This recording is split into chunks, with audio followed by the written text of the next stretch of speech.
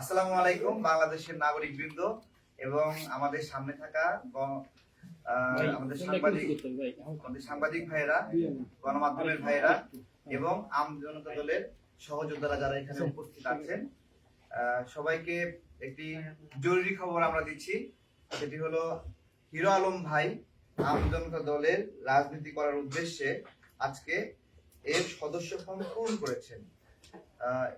আমি আমাদের দলের সদস্য স্মারকটি হিরো আলম ভাইয়ের হাতে তুলে দেব, সবাই একটু সহযোগিতা করবেন।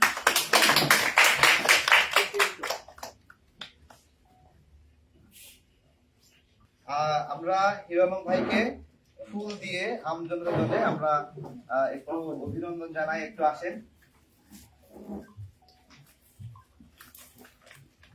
একটু সবাই